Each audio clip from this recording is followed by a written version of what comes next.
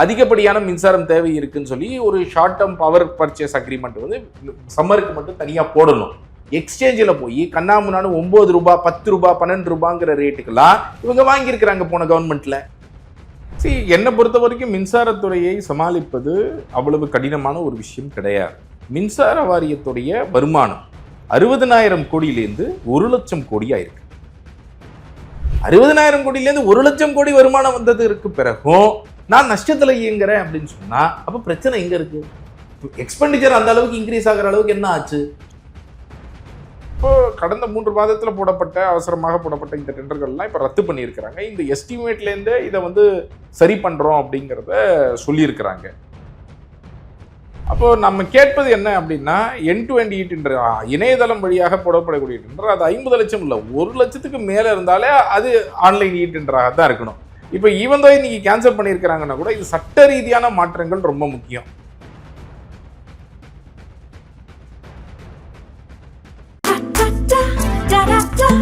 Taste the Milky Mist ice cream. Milky Mist ice creams. ஆச்சி மசாலா. எந்த சமையலும் ருசி தேடும் ரகசியம் 20 ரூபாய். இந்த டிபேட் நேயர்களுக்கு வணக்கம். இன்றைய சிறப்பு நேர்காணலில் நம்மோடு இணைந்திருப்பவர் அறப்போர் இயக்கம் ஜெயராமன் அவர்கள். வாங்க பேசலாம். வணக்கம் சார். வணக்கம். தாவேக ஆட்சி அமைந்த உடனே குறுகிய கால டெண்டர்கள் எல்லாமே வந்து ரத்து செய்யப்படணும், அந்த மாதிரி ஷார்ட் டேர்ம்ல நீங்க எந்த ஒரு டெண்டர்ஸும் எடுக்கக்கூடாது அப்படின்ற ஒரு அறிவிப்பு ஒன்று வெளியாகி இருக்கு. அண்ட் சமீபத்தில் இபி டெண்டர்ஸ்ல கூட ஒரு 2 பேரை சஸ்பெண்ட் பண்ணியிருந்தார் அமைச்சர் நிர்மல்குமார் அவர்கள். ஸோ இதனுடைய பின்னணி என்ன சார்? முதல்ல மாநகராட்சியில் வந்து நீங்கள் லிமிடெட் டெண்டர்ஸ் பார்த்தீங்க அப்படின்னு சொன்னால் அவங்க ரத்து பண்ணதுக்கு முன்னாடி என்ன ஆச்சு அப்படின்னா, முதல் நாள் டெண்டர் போட்டு அடுத்த நாள் க்ளோஸ் பண்ணுற மாதிரி, மார்னிங் டெண்டர் போட்டு ஈவினிங் க்ளோஸ் பண்ணுற மாதிரி சில டெண்டர்கள்லாம் மாடல் கோட் ஆஃப் கண்டக்ட் முடிஞ்ச உடனே அந்த மாதிரி சில டெண்டர்கள்லாம் மாநகராட்சியில் போட்டாங்க. எக்ஸ்கவேட்டர், டோசர்லாம் நம்ம பெருங்குடி டம்ப் யார்டில் போய் அது ரெண்ட்டுக்கு ஒரு 100-105 நாளைக்கு ரெண்ட்டுக்கு 49 lakhs 49.5 lakhs அப்படின்ற டெண்டர்கள்லாம் போட்டாங்க. ஸோ இந்த லிமிட்டட் டெண்டருடைய ஐடியா என்ன அப்படின்னா, கடந்த ஆட்சியில் திமுக ஆட்சியில் வந்து நாங்கள் அப்பையிலேருந்தே வந்து எண்ட் டு எண்ட் டெண்டர் கொண்டு வரணும் அப்படிங்கிற ஒரு முறையை வந்து தொடர்ந்து பேசிகிட்டு இருக்கிறோம். அதற்கான சட்ட மாற்றங்களை நோக்கி நாங்கள் தொடர்ந்து புஷ் பண்ணிகிட்டு இருக்கிறோம். 2021 ககன்தீப் சிங் பேடி அவர்கள் சென்னை மாநகராட்சி ஆணையராக வந்தபொழுது அவர் வந்து சென்னை மாநகராட்சியில் எண்ட் டு எண்ட் டெண்டர் அமல்படுத்தினார். அவர் அமல்படுத்தி பெரும்பாலான டெண்டர்கள் எல்லாமே வந்து ஓப்பன் டெண்டராக தான் இருக்கணும் அப்படிங்கிற ஒரு வழிமுறையும் பின்பற்றினார். ஆனால் அவர் வெளியே போனதுக்கு பிறகு, அவர் டிரான்ஸ்ஃபர் பண்ண பிறகு, அதற்கு பிறகு வந்த ஆணையர்கள் அதை பின்பற்றவில்லை. அவங்க என்ன பண்ணாங்க அப்படின்னா, சட்டம் என்ன சொல்லுது, சட்டத்தில் வந்து என்ன ஆகுது அப்படின்னு சொன்னால், அப்போ பிடிஆர் அவர்களையும் சந்தித்து நாங்கள் வந்து ரொம்ப டீட்டெயில்டாக ஏன் எண்ட் டு எண்ட் டெண்டர் இருக்கணும், இதை ஏன் சட்டத்தில் அமல்படுத்தணும் அப்படிங்கிறத கேட்டிருந்தோம். அப்போது பிடிஆர் ஃபினான்ஸ் மினிஸ்டராக இருந்தபோது அதற்கான வாக்குறுதியை கொடுத்தார். ஆனால் கடைசியில் அது இம்ப்ளிமெண்டேஷனுக்கு வரும் பொழுது ஒரு தவறு நடந்தது. என்ன அப்படின்னா, எண்ட் டு எண்ட் டெண்டர் அமல்படுத்த வேண்டும் என்று சொல்லிவிட்டார்கள். இந்த மாதிரி டெண்டராக தான், ஓப்பன் டெண்டராக தான், எலக்ட்ரானிக் டெண்டர்ஸாக எல்லாமே போடப்பட வேண்டும் என்று சொல்லிவிட்டார்கள். ஆனால் அதில் ஒரு கிளாஸ் வச்சுருந்தாங்க, எக்ஸப்ட் அப்படின்னு சொல்லிட்டு சில விஷயங்கள். அந்த எக்ஸப்ட்டுங்கிற விஷயங்கள் என்னன்னா, லோ வேல்யூ ப்ரொக்யூர்மெண்ட் சம்மந்தமான டெண்டர்கள். லோ வேல்யூ ப்ரொக்யூர்மெண்ட்டுங்கிறது இவங்க என்ன டிஃபைன் பண்ணாங்கன்னா, 50 லட்சத்துக்கு கீழே டிஃபைன் பண்ணிக்கிட்டாங்க இன்ஃப்ராஸ்ட்ரக்சர் ப்ராஜெக்ட்ஸில். மிச்ச ப்ராஜெக்ட்ஸில் 25 லட்சத்துக்கு கீழேன்னு முடிவு பண்ணிட்டாங்க. அப்போது 50 லட்சத்துக்கு மேலே இருக்கிறது மட்டும்தான் டெண்டராக இருக்கும். 50 லட்சத்துக்கு கீழே இருக்கக்கூடியது அவர்கள் எப்படி வேணாலும் போட்டுக்கலாம் சட்டப்படி அப்படின்னு கொண்டு வந்துட்டாங்க. ஸோ இதை பயன்படுத்தி, இந்த லூப்போல பயன்படுத்தி பல துறைகளை என்ன பண்ணாங்கன்னா, லிமிடெட் டெண்டரில் என்ன பண்ணுவாங்கன்னா, டெண்டராக போடுவாங்க, ஆன்லைனில் போடுவாங்க. ஆனால் அது வந்து எல்லாருமே போய் அந்த டெண்டரை போட முடியாது. அவர்கள் 3 பேரை தேர்ந்தெடுப்பார்கள், அந்த இன்ஜினியர். ஸோ அவங்க யாருக்கு இந்த டெண்டரை ஃபிக்ஸிங் பண்ணியிருக்கிறாங்களோ அந்த 3 பேரை மட்டும் கூப்பிட்டு, நீங்கள் மட்டும் கொட்டேஷன் கொடுங்க அப்படின்னு சொல்லி கொட்டேஷன் கொடுக்குற மாதிரி கொட்டேஷன் கொடுத்துட்டு, அதில் யார் குறைந்தவர், இவர் தான் குறைந்தவர் அப்படின்னு சொல்லி சொல்லுவாங்க. ஸோ ஜென்ரலாக இந்த லிமிடெட் டெண்டருங்கிறது எப்படி நடக்கும்னா, இந்த ஏபிசினா ஏபிசி கிட்ட சொல்லிடுவாங்க, இப்போ நான் இந்த மாதிரி இவ்வளோ டெண்டர் போடுறேன், முதல் டெண்டரை ஏ எடுத்துக்கோ, அடுத்த டெண்டரை பி எடுத்துக்க, அடுத்த டெண்டரை சி எடுத்துக்க, நீ எடுத்துக்க. ஸோ இந்த ரேட்டு கோட் பண்ணுங்க. அப்போ இது வந்து என்ன ஆகுது, சந்தை மதிப்போட ரொம்ப அதிகமாக கொட்டேஷன் போட்டி எடுத்து ஒரு மிகப்பெரிய ஊழல் செய்வதற்கான ஒரு வழிவகையாக இந்த லிமிடெட் டெண்டர் என்பது இருக்கிறது. அப்போ இதை தான் வந்து குமரகுருபுரன் இப்போ ஐஏஎஸ் கமிஷனராக இருந்ததில் தொடர்ந்து அவங்க அதை தான் பின்பற்றி வந்தாங்க. இன்ஃபேக்ட் மாடல் கோட் ஆஃப் கண்டக்ட்க்கு முன்னாடி மார்ச் மாதம்லாம் பார்த்தீங்கன்னா அந்த மாதிரி நிறைய டெண்டர்கள் வந்து காலையில் போட்டு ஈவினிங்கு முதல் நாள் போட்டு அடுத்த நாள் இந்த மாதிரி க்ளோஸ் பண்ணி பண்ணாங்க. அப்போ இந்த புது ஆட்சி நாங்கள் மாற்றம் அப்படின்னு சொல்லி வந்து திரும்ப இதையே எப்படி பண்றீங்க அப்படின்னு சொல்லிட்டு ஒரு கேள்வியாக எழுப்பின உடனே தான் அதே குமரகுருபரன் மார்ச் மாசம் போட்டு அப்பெல்லாம் ஒன்றும் சொல்லலை. இப்போ ஆனால் புதிய ஆட்சியில் அவர் என்ன பண்ணாரு, உடனடியாக அன்றைக்கு ஈவினிங்கை ரத்து பண்ணார். 48 டெண்டர்களையும் அவர் லிமிடெட் டெண்டர்களை ரத்து செஞ்சார். அந்த இஇயை சஸ்பெண்ட் பண்ணார். அடுத்த நாள் அதே மாதிரி ஒரு விஷயம் வந்து டிஆர்டிஏல ரூரல் டெவலப்மெண்ட்ல நடந்தது. அங்கேயுமே அந்த டெண்டரை ரத்து பண்ணாங்க. அப்போ நம்ம கேட்பது என்ன அப்படின்னா, என் டு எண்ட் டெண்டர் இணையதளம் வழியாக போடப்படக்கூடிய டெண்டர் அது 50 லட்சம் இல்லை, 1 லட்சத்துக்கு மேலே இருந்தாலே அது ஆன்லைன் டெண்டராக தான் இருக்கணும். இப்போ ஈவன் தோ இன்னைக்கு கேன்சல் பண்ணியிருக்கிறாங்கன்னா கூட இது சட்ட ரீதியான மாற்றங்கள் ரொம்ப முக்கியம். பிடிஆர் அவர்கள் இப்பொழுது கூட ட்வீட் பண்ணியிருந்தார், நான் பார்த்தேன். அவர் வந்து இந்த மாதிரி லிமிடெட் டெண்டர் இல்லாமல் வருவதற்கு காரணம் நாங்கள் அமைத்த அந்த சட்ட மாற்றம்னு போட்டிருந்தாரு. ஒரு வகையில் அவர் 50 லட்சத்துக்கு மேலே இருக்கக்கூடிய டெண்டர்களுக்கு அந்த டெண்டர் வருவதற்கு அந்த சட்ட மாற்றம் கண்டிப்பாக உதவியது. அதனால் 50 லட்சத்துக்கு கீழே நிறைய டெண்டர்களை இப்போ இதிலே பார்த்தீங்கன்னா டோசர் எக்ஸ்கவேட்டர் எப்படி போட்டாங்கன்னா, இப்போ ஒரு டோசர் 2 டோசர்னா ஒவ்வொரு டோசரும் தனித்தனியாக போடுறது. ஓகே, 49.5 லேக்ஸ் 49.5 லேக்ஸ். ஏன்னா பிரிச்சு போட்டோம்னா 49.5 லேக்ஸ் லிமிடெட் டெண்டராக போட்டுக்கலாம் சட்டப்படி அந்த ஓட்டையை பயன்படுத்திக்கிறது. ஆனால் பார்த்தீங்கன்னா மொத்தம் 6 டோசரில் 6 எக்ஸ்கவேட்டர் தேவைன்னா நீங்கள் சேர்த்து ஒரே டெண்டராக தான் போடுவாங்க. ஒரே டெண்டராக போட்டால் 3 கோடி வேல்யூ. அப்போ டெண்டராக தான் போடணும். அப்போ அந்த லூப் போல பயன்படுத்தி என்ன பண்ணுறாங்க, எல்லாம் 50 லட்சத்துக்கு கீழே போடணுங்கிறதுனால 49 லேக்ஸ் 49.5 லேக்ஸ்னு போட ஆரம்பிச்சாங்க. ஸோ இதே லூப் போல் தான் நாங்கள் அன்றைக்கே சொன்னோம் திமுக அரசுக்கிட்ட, நீங்கள் வந்து இது செய்வது தவறு. 50 லட்சத்துக்கு அப்போ என்னன்னா சீனியர் அமைச்சர்கள்லாம் நீங்கள் எல்லாத்தையும் டெண்டராக போட்டீங்கன்னா நாங்கள் எப்படி பைசா அடிக்கிறது அப்படின்னு பயங்கரமாக அப்போஸ் பண்ணிட்டாங்க டிஎம்கேக்குள்ள. அதனால வந்து 50 லட்சம்னு அவங்க ரொம்ப பெரிய அமௌண்ட்டை ஃபிக்ஸ் பண்ணது தான் இதோடைய எல்லாத்துக்கும் காரணம். இப்போ அது நாங்கள் என்ன கேட்குறோம்னா, இப்போ சட்ட ரீதியான மாற்றங்கள் டிரான்ஸ்பரன்சி இன் டெண்டர்ஸ் ஆக்டில் போட்டுட்டு இந்த லோ வேல்யூ ப்ரொக்யூர்மெண்ட்ங்கிறத நீங்கள் கம்மி பண்ணுங்க. 1 லட்சம்னு வைங்க. 1 லட்சம் இப்போ டக்குனு ஒரு எமர்ஜென்சி இருக்கு, ஒரு ஸ்டேஷனரி வாங்கணும்னா அது வேணால் லிமிடெட் டெண்டராக கொடுத்துக்கலாம். ஒரு 20,000 50,000 செலவு இருக்குது. பட் 1 லட்சத்துக்கு மேலே இருக்கக்கூடிய எல்லாமே நீங்கள் ஓப்பன் டெண்டராக தான் போடணும். அதில் நீங்கள் வந்து காலங்கள் மாறும். இப்போ உதாரணத்துக்கு 2 கோடிக்கு கீழே இருக்கிற டெண்டர்னா 15 நாள் டைம் கொடுத்தா போதும். 2 கோடிக்கு மேலே இருக்கிற டெண்டர்னா 30 நாள் டைம் கொடுக்கணும். இது சட்டத்திலேயே இருக்குது. அதனால நீங்கள் வந்து எல்லாத்தையும் ஓப்பன் டெண்டராக கொண்டு வாங்க அப்படிங்கிறது தான் அதுக்கான சட்ட மாற்றங்களை கொடுங்க அப்படிங்கிறத கேட்குறோம். இதை நாங்கள் ரெப்ரசன்டேஷனாகவும் இப்போ தயார் பண்ணியிருக்கிறோம். முதலமைச்சருக்கு எல்லாருக்குமே நம்ம வந்து இது விஷயங்களையும் நம்ம அனுப்ப இருக்கிறோம். ஏற்கனவே ஆன்டி கரப்ஷன் மேனிஃபெஸ்டோவில் இதை போட்டிருக்கிறோம். 1 லட்சத்துக்கு மேலே இருக்கக்கூடிய அனைத்து டெண்டரும் டெண்டராக கொடுக்கணும்னு சொல்லி எல்லாருக்கும் கொடுத்துருக்குறோம். டிவிக்கு உட்பட எல்லா கட்சிகளுக்கும் நம்ம இதை கொடுத்துருக்குறோம் இந்த தேர்தலுக்கு முன்பாக. ஸோ இது ஒரு பக்கம். இன்னொரு பக்கம் இபியில் வந்து நடந்தது என்ன, இபியில் வந்து கிட்டத்தட்ட 2000 அதுலேயுமே வந்து பார்த்தீங்க அப்படின்னு சொன்னால் பல டெண்டர்கள் வந்து இந்த மாடல் கோட் ஆஃப் கண்டக்ட் டைமில் அவசரமாக போடப்பட்ட டெண்டர்களாக போட்டிருக்கிறாங்க. ஸோ அது கிட்டத்தட்ட 2000 கோடி ரூபாய் மதிப்புள்ள அந்த ஒப்பந்தங்கள் ரத்து செய்யப்பட்டிருக்கு. இதில் நிறைய இடங்கள்ல என்ன பண்ணுவாங்கன்னா எஸ்டிமேட்டே அதிகமாக போட்டு வைப்பாங்க. நீங்கள் இப்போ சந்தை மதிப்புக்கு இப்போ மினிஸ்டர் கூட நீங்கள் பார்த்தீங்கன்னா ஒரு பேட்டியில் சொல்லியிருப்பார், நம்மளோட இந்த டிரான்ஸ்ஃபார்மர் ஸ்கேமை குறிப்பிட்டு 8 லட்ச ரூபா டிரான்ஸ்ஃபார்மர் 13 லட்ச ரூபான்னு எப்படி வாங்குறாங்க அப்படின்னு சொல்லிட்டு. ஸோ நம்ம 8 லட்ச ரூபா தான் அதோடைய விலை அப்படிங்கிறதுக்கு நாங்கள் நிறைய மார்க்கெட் ரேட் வச்சிருக்கிறோம். ஜெம்லேருந்து எடுத்து வச்சோம் மார்க்கெட் ரேட். அதுக்கப்புறம் வந்து மிச்ச ஸ்டேட்டில் என்ன விலைக்கு வாங்குறாங்க அப்படிங்கிறத எடுத்து வச்சோம். நம்மளுடைய டிஎன்இபி இன்ஜினியர்ஸ் அசோசியேஷனே என்ன ரேட் வச்சிருக்காங்க. இது எல்லாமே 8 லட்சத்துக்கு 7,70,000 8 லட்சத்துக்குள்ளே இருக்கும்போது இவங்க 26 பேரும் ஒரே ரேட்டு கொட்டேஷன் பண்ணி 13 லட்சம்னு கொட்டேஷன் கொடுக்குறாங்க. அப்போது இதை தான் வந்து இன்னைக்கு நீதிமன்றம் வரைக்கும் நம்ம போய் சிபிஐக்கு இந்த இன்வெஸ்டிகேஷனை மாற்றிருக்கிறாங்க. பட் இந்த மாதிரி நிறைய ஒப்பந்தங்கள் இபியில் நடக்குது. அப்போது கடந்த 3 மாதத்தில் அவசரமாக போடப்பட்ட இந்த டெண்டர்கள்லாம் இப்போ ரத்து பண்ணியிருக்கிறாங்க. இந்த எஸ்டிமேட்லேருந்தே இதை வந்து சரி பண்ணுறோம் அப்படிங்கிறத சொல்லியிருக்கிறாங்க. அது இதெல்லாம் வரவேற்க வேண்டிய ஒரு விஷயமாக பார்க்குறோம். அந்த டிரான்ஸ்ஃபார்மர் ஊழலில் மிகப்பெரிய அளவில் ஈடுபட்ட காசி அப்படிங்கிற அவரையும் இன்னைக்கு சஸ்பெண்ட் செய்யப்பட்டிருக்கிறார். ஸோ இதெல்லாம் வந்து ஒரு நல்ல ஆரம்பம்.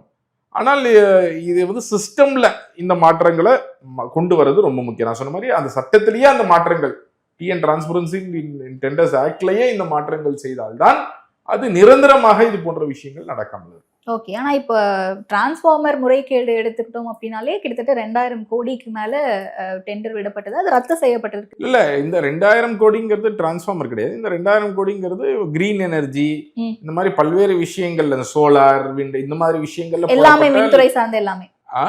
மின்சாரத்துறையில் போடப்பட்ட டெண்டர்கள். ஓகே. கிட்டத்தட்ட 2000 கோடி ரூபாய் மதிப்பிலான ஒப்பந்தங்கள், கான்ட்ராக்ட்ஸ், அந்த என்னெல்லாம் டெண்டர்ஸ் வந்து போட்டாங்களோ லாஸ்ட் 3 monthsல அதெல்லாம் ரத்து செய்யப்பட்டிருக்கிறது.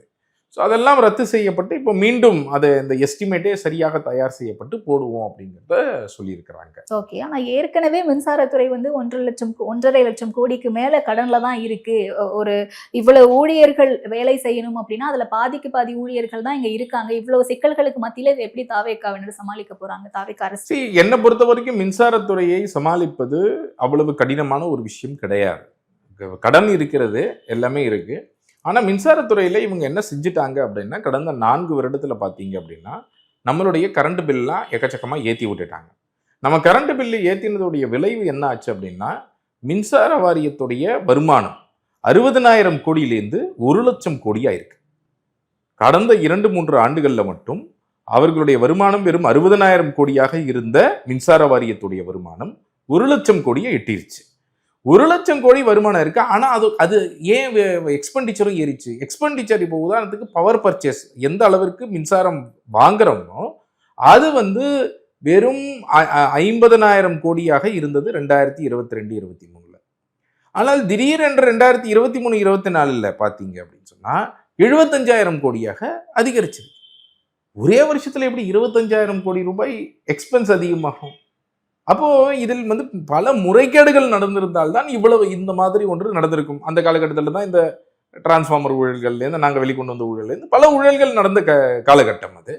ஸோ நீங்கள் என்ன புரிஞ்சுக்கணும்னா, அந்த எக்ஸ்பெண்டிச்சரை இவங்க ப்ராப்பராக மேனேஜ் பண்ணாலே இன்னைக்கு வந்து நீங்கள் மின்சார வாரியம் வந்து லாபத்தில் கொண்டு வர முடியும். நீங்கள் 60,000 கோடி ரூபாய் வருமானம் இருந்த நேரத்தில் ஒரு வருஷத்துக்கு 10,000 கோடி ரூபாய், 5,000 கோடி ரூபாய், 12,000 கோடி ரூபாய்னு நஷ்டம் பண்ணீங்க மின்சார வாரியத்தில். அது புரியுது. ஆனால் 60,000 கோடியிலேருந்து 1 லட்சம் கோடி வருமானம் வந்ததற்கு பிறகும் நான் நஷ்டத்தில் இயங்குறேன் அப்படின்னு சொன்னா அப்போ பிரச்சனை எங்க இருக்கு? எக்ஸ்பெண்டிச்சர் அந்த அளவுக்கு இன்க்ரீஸ் ஆகிற அளவுக்கு என்ன ஆச்சு? சோலாருடைய நீங்க மின்சாரம் வாங்கக்கூடிய செலவு கம்மியா இருக்கு. சோலாருடைய ரேட்டு வந்து இன்னைக்கு 3 ரூபாய்க்கு கீழே வந்தாச்சு, 2.5 ரூபாய்க்குலாம் வந்தாச்சு ஒரு யூனிட். அப்போ நீங்க வந்து இதற்கு பிறகு வந்து எனக்கு வந்து எக்ஸ்பென்ஸ் ஏறறதுக்கான வழி கிடையாது. எக்ஸ்பென்ஸ் வந்து நீங்க அதே 50,000 கோடி இருந்தது, இன்னைக்கு மேபி 55,000 கோடி ஆகலாம். நீங்க இன்னும் கூடுதலாக மின்சாரம் வாங்கணும். இப்போ இந்த மாதிரி சம்மர் பீக் டைம்ல நம்ம கரண்ட் கட் பார்க்குறோம். இந்த சம்மர் பீக் டைம்ல என்ன பண்ணணும்? அப்போ இந்த 3 மாத காலத்துல சீசனல் டைம், நமக்கு இந்த டயத்துல தான் நம்மளுடைய பீக் லோடு இருக்கும். அப்போ இந்த 3 மாதத்திற்கு மட்டும் அதிகப்படியான மின்சாரம் தேவை இருக்குன்னு சொல்லி ஒரு short term power purchase agreement வந்து சம்மருக்கு மட்டும் தனியா போடணும். அது சரியான விலைக்கு போடப்படணும். அப்படி இல்லாம இவங்க என்ன பண்ணிருக்காங்க அப்படின்னு சொன்னா, எக்ஸ்சேஞ்சில் போய் கண்ணாமுன்னான்னு 9 ரூபாய், 10 ரூபாய், 12 ரூபாங்கிற ரேட்டுக்கெல்லாம் இவங்க வாங்கியிருக்கிறாங்க போன கவர்மெண்ட்ல. ஸோ அந்த மாதிரி சம்மர் பீக் டைம்ல இஷ்டத்துக்கு வாங்கின எவ்வளவு அப்ரூவ்டு ரேட்டோ, அப்ரூவ்டு டிஎன்இஆர்சியோடைய அப்ரூவ்டு ரேட்டை விட பல மடங்கு கூடுதலாக வாங்கியிருக்கிறாங்க. இதனால தான் நம்ம வந்து இந்த மாதிரி நஷ்டத்தை ஃபேஸ் பண்றோம். ஸோ இதெல்லாம் ப்ராப்பராக பிளான் பண்ணா மின்சார வாரியத்தில் எளிதாக இன்றைக்கு இருக்கக்கூடிய சூழ்நிலையில 5,000 10,000 கோடி மினிமம் நீங்கள் லாபமே கொண்டு வர முடியும் ஒரே வருடத்துல. ஸோ அதனால ஐ திங்க் அதற்கான இன்புட்ஸும் ஈவன் கோல் இம்போர்ட்லாம் இன்னைக்கு வந்து நீங்க அவங்களே டைரக்டா பண்ண ஆரம்பிக்கலாம். ஸோ இந்த மாதிரி நிறைய விஷயங்கள் இருக்கு. ஸோ ஐ திங்க் மின்சார வாரியத்துல அந்த மாற்றங்கள்ல கொண்டு வரப்பட்டால் கண்டிப்பாக அது ஈவன் லாபகரமான ஒரு துறையாகவே மாறும். ஓகே. பட் கடனை தாண்டி நீங்க சொன்ன மாதிரி கடந்த ஆட்சியில கரண்ட் பில் விலையை ஏத்திட்டாங்க அப்படிங்கிறது மிகப்பெரிய ஒரு பிரச்சனையா இருந்துச்சு. மக்கள் பலரும் இதை பத்தி பேசியிருந்தாங்க. ஆனா இந்த சூழல்ல முதல்ல ஒரு 500 யூனிட் வரைக்கும் யூஸ் பண்றவங்களுக்கு 200 யூனிட் இலவசமா கொடுக்குறோம் அப்படிங்கிற ஒரு விஷயம் இதுல எதுவும் பாதிப்புகள் ஏற்படுத்தாதா? அதான் இந்த 200 யூனிட் ஏற்படுத்துவதால் எக்ஸ்பெண்டிச்சர், அந்த செலவினங்கள் கொஞ்சம் அதிகமாகும். அரசாங்கத்திற்கு செலவினங்கள் அதிகமாகும். 500 யூனிட்டுக்கு குறைவாக பயன்படுத்தக்கூடியவர்களுக்கு 200 யூனிட் வரை அவர்கள் இலவசம்னு சொல்லியிருக்கிறாங்க. ஸோ கண்டிப்பாக அதனால் ஒரு சில 1000 கோடிகள் அவர்களுக்கு செலவுகள் அதிகமாகும். பட் ஸ்டில் 60,000 கோடியிலேருந்து 1 லட்சம் கோடி கிட்டத்தட்ட 40,000 கோடி ரூபாய் வருமானத்தை அதிகரித்து வைத்திருக்கிறார்கள் அப்படிங்கிறத நம்ம புரிஞ்சுக்கணும். அது வந்து ரொம்ப ஹியூஜ் அமௌண்ட். ஸோ என்னை கேட்டால் நீங்க இன்னும் ப்ராப்பரா இதை ஹேண்டில் பண்ணீங்கன்னா இபி டாரிஃபை மக்களுக்கு இன்னும் குறைக்க முடியும். தமிழ்நாடு இன்னைக்கு கமர்ஷியல் டாக்ஸ்ல நீங்க ஸ்மால் அண்ட் மீடியம் இண்டஸ்ட்ரீஸ் அழுதுட்டு இருக்கிறாங்க. எதனால அப்படின்னா நம்மளுடைய நாட்டிலேயே கமர்ஷியல்ல அதிகப்படியான டாரிஃப் வாங்கக்கூடிய ஸ்டேட் வந்து தமிழ்நாடு. இது நாங்கள் ஆதாரபூர்வமாக சென்ட்ரல் எலக்ட்ரிசிட்டி அத்தாரிட்டியோடைய டேட்டாவோட நாங்கள் வெளியே எடுத்துகிட்டு வந்திருக்கிறோம். ஸோ இதெல்லாம் நீங்கள் பார்த்தீங்க அப்படின்னு சொன்னால் இண்டஸ்ட்ரீஸை நீங்கள் வந்து ப்ரமோட் பண்ணணும்னா இந்த ஸ்மால் அண்ட் மீடியம் இண்டஸ்ட்ரீஸ்க்கு கொடுக்கக்கூடிய இந்த பவரில் அவங்களுடைய டேரிஃபை நீங்கள் குறைக்கவே முடியும் லாபத்துக்கு கொண்டு வந்து. ஸோ அந்த மாதிரியான மெஷர்ஸ்ல வீட்டு கூட பார்த்தீங்க அப்படின்னு சொன்னால் 200 யூனிட்டு 400 யூனிட் வரை தான் நம்ம வந்து குறைச்சலான பிராக்கெட்டில் இருக்கிறோம். ஆனால் 600 யூனிட் 800 யூனிட் 1000 யூனிட் பயன்படுத்துபவர்கள்லாம் நாம வந்து இப்போ 37 எலக்ட்ரிசிட்டி 37 ஸ்டேட் இருக்குன்னு சொன்னா நம்ம ஆல்மோஸ்ட் 20, 25 இல்லை 30வது இடத்துல இருக்கிறோம். அந்த அளவுக்கு ஹையா தான் இருக்கிறோம். ஸோ நீங்க வந்து மற்ற மாநிலங்களோட பெரிய மாநிலங்களோட ஒப்பிட்டீங்கன்னா கூட நம்ம நிறைய மாநிலங்களை விட அதிகமாக வாங்குறோம். ஸோ அந்த மாதிரி இருக்கக்கூடிய இடங்கள்லாம் நீங்கள் ஆக்சுவலாக குறைக்க முடியும். ஸோ அது நான் அதான் மீண்டும் சொல்கிறேன், இது வந்து எலக்ட்ரிசிட்டி போர்டை இவர்கள் ப்ராப்பராக, அதனால தான் எக்ஸ்பெண்டிச்சரில் நாங்கள் ஒரு பவர் பர்ச்சேஸ் அக்ரிமெண்ட் தனியாரிடம் வாங்கக்கூடிய பவர் பர்ச்சேஸ் அக்ரிமெண்ட்டில் மட்டும் 2016 முதல் 21 நடந்த பவர் பர்ச்சேஸ் அக்ரிமெண்ட்டில் 50,000 கோடி ரூபாய் இழப்பு ஒரு ஊழலால் எப்படி நடந்தது அப்படிங்கிறதே ஆதாரபூர்வமாக எடுத்துகிட்டு வந்தோம். அது டிராஃப்ட் எஃப்ஐஆர் வரைக்கும் லஞ்ச ஒழிப்புத்துறை தயார் பண்ணிட்டாங்க, எஃப்ஐஆர் வச்சிருக்கிறாங்க. ஆனால் திமுக அரசு அதன் மேலே ஒரு எஃப்ஐஆர் போடுறதுக்கு அனுமதி வழங்கலை. அவர்கள் அது அனுமதியை கொடுக்கக்கூடாதுன்னு அதை அப்படியே மூடி வச்சிருக்கிறாங்க. இன்னைக்கு கூட நீங்கள் லஞ்ச ஒழிப்புத்துறையில் போனால் அந்த டிராஃப்ட் எஃப்ஐஆர் இருக்கு, 54,000 கோடி ரூபாய் இழப்பு அவங்க கணக்கு பண்ணி வச்சிருக்கிறாங்க. ஸோ இதெல்லாம் வந்து அரசாங்கம் பார்க்க வேண்டும். இதை இவ்வளவு ஆப்பர்ச்சுனிட்டி இருக்கக்கூடிய, ஏன்னா நாம வந்து அப்பெல்லாம் பார்த்தீங்கன்னா கோல் வாங்கக்கூடிய தெர்மல் பவர் பிளான்ட்லேருந்து 14 ரூபாய் யூனிட்டுக்கெல்லாம் வாங்கிட்டு இருந்தாங்க.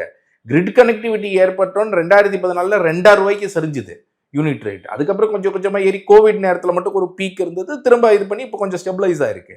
ஸோ நீங்கள் வந்து பெரிய அளவில் இதோடைய ரேட்ஸ் எல்லாம் வந்து நீங்கள் 15 வருஷம் 20 வருஷத்துக்கு முன்னாடி கம்பேர் பண்ணதோட இப்போ குறைஞ்சு தான் இருக்கு. அப்போ எப்படி எக்ஸ்பெண்டிச்சர் அதிகமாகும்?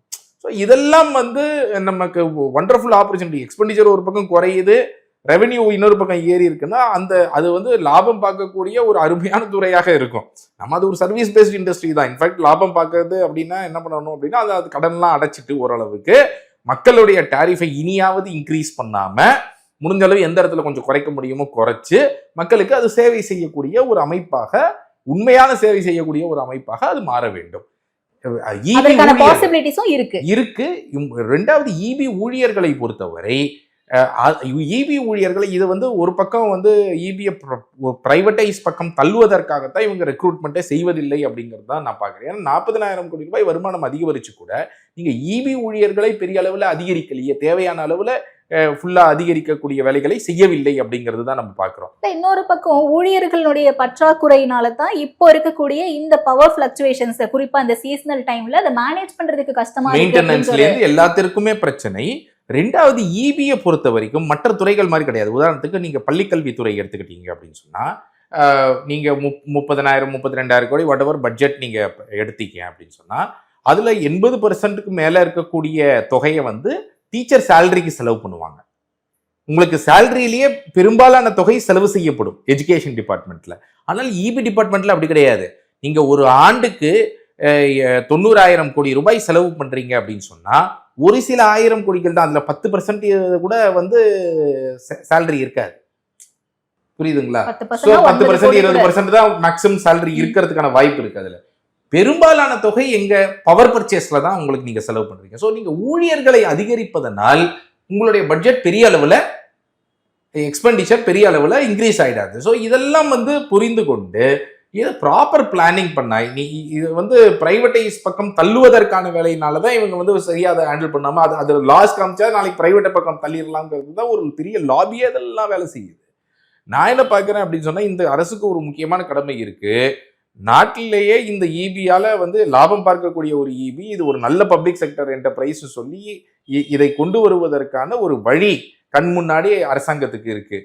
பர்டிகுலர்லி இந்த சோலார்லாம் இன்னைக்கு சரிஞ்சதுக்கு உங்களுக்கு விலையெல்லாம் எப்போ 7 ரூபாய், நம்ம அரசு வந்து அதுவே ஒரு ஃப்ராடு தான். 2014 பார்த்தீங்க அப்படின்னு சொன்னா 7 ரூபாய்க்கு சைன் பண்ணாங்க சோலார், இந்த அதானி இதோட. அதுவே பெரிய கான்ட்ரவர்சி ஆச்சு, அதுவுமே கம்ப்ளைண்ட்ல இருக்கு உள்ள.